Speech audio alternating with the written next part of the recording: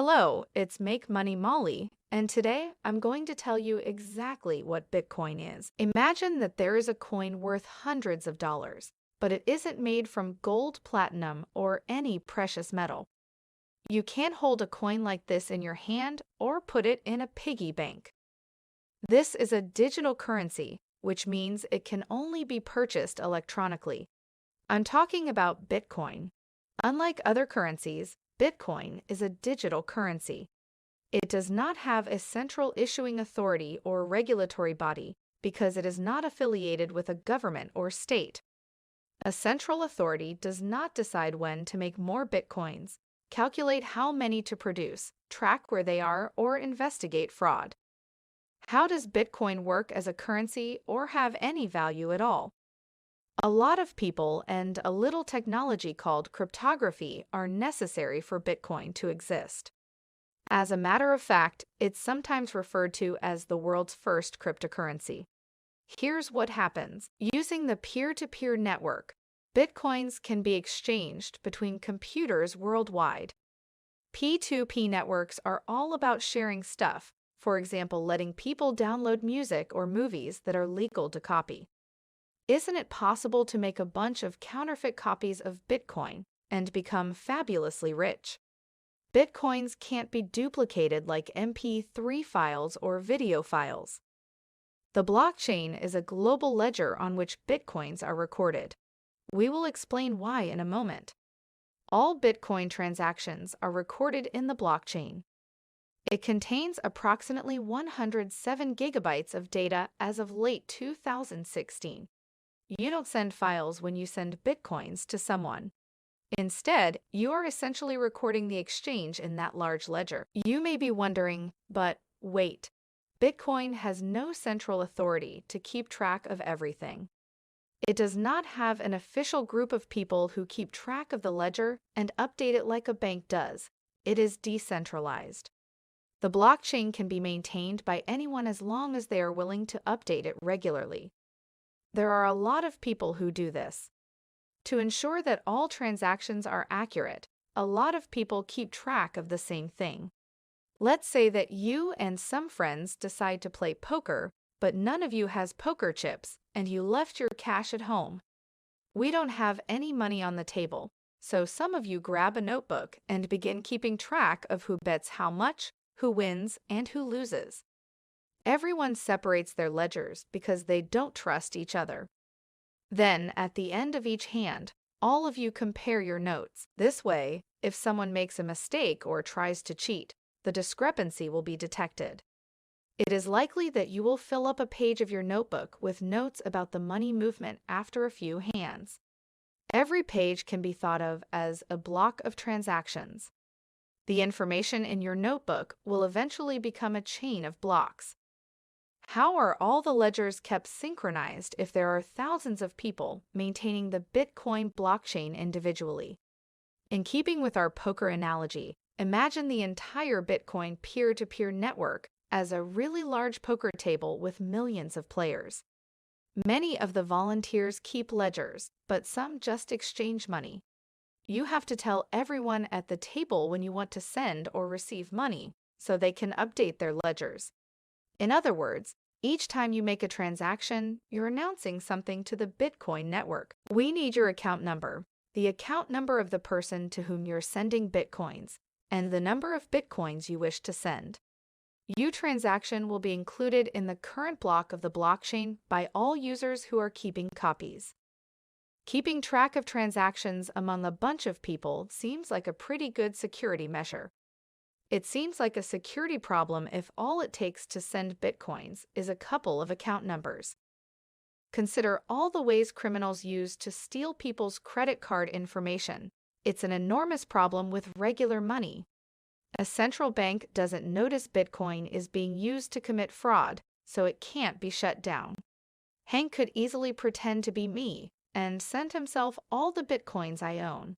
Is there any way to stop him from doing that? Thanks to cryptography, Bitcoins are extremely safe, so they're considered cryptocurrencies. Bitcoin stays secure because of keys, which are essentially chunks of information used to verify that messages are genuine, such as, "Hey, This is really from me. A Bitcoin account has two unique keys, a public key and a private key. A wallet on the Bitcoin network is usually called a wallet. The private key basically marks some data, also known as signing it, in order to enable other people to verify the signatures later. For example, let's say I want to tell the network, Michael has sent Olivia 3 Bitcoins. A message is signed using my private key, which is only accessible to me, and nobody else can replicate it. As soon as that message is signed, I send it out to the Bitcoin network, and everyone can check my signature using my public key. The Bitcoin network and your wallet automatically check whether you have enough Bitcoins to send in the first place based on your previous transactions. Timing can pose another problem as well. The blockchain is kept by many people around the world, and network delays mean you won't always receive requests in the same order. As a result, you've got a bunch of people picking from slightly different blocks, but none of them are necessarily incorrect. What is your solution to that problem? In the end, it's by actually solving problems, mathematics problems. For each block of transactions to be added to the chain, a cryptographic hash function must be used to create a special math problem. It is an algorithm that takes an input of any size and transforms it into an output of a fixed size. Let's say that you had a string of numbers to input. We added all of the numbers in our example hash function. As a result, the output in this case is 10.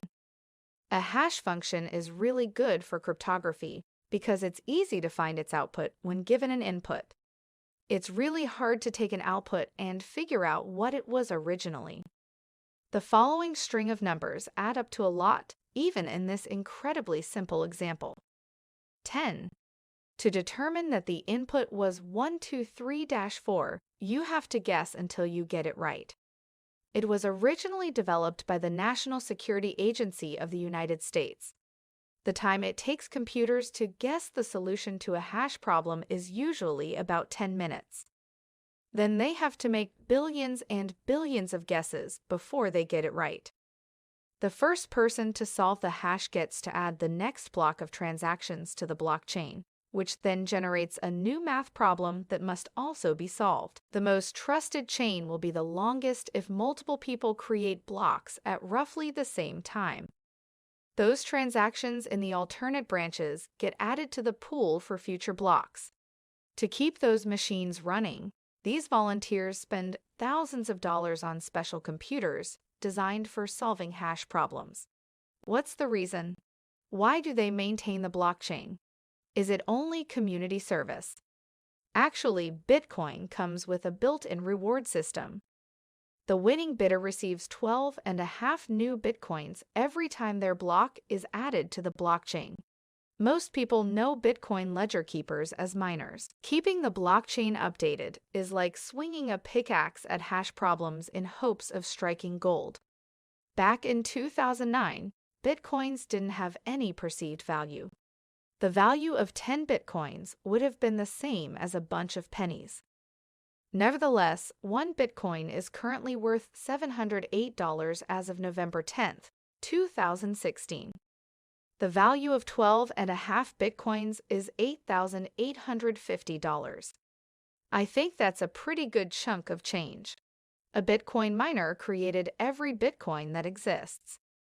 Furthermore, miners also receive a very small tip for each transaction they add to the ledger, in addition to the big payment for adding a block of transactions. Additionally, every 210,000 blocks, the number of coins generated by adding a new block drops by half. As a result, what was initially 50 Bitcoins dropped to 25, then 12.5. In a couple more years, it will be less than 6 Bitcoins, and then it will decrease. The number of transactions in a block will eventually be so large that miners will mostly be paid in tips. As of now, the last Bitcoin is estimated to be mined around 2,140, probably around the 21 millionth coin. Is it a good idea to invest in Bitcoin? The Bitcoin market is still volatile and experimental. Many people think it is doomed to failure, but many also love it. It's an interesting concept and makes us wonder what cryptography can do for us next.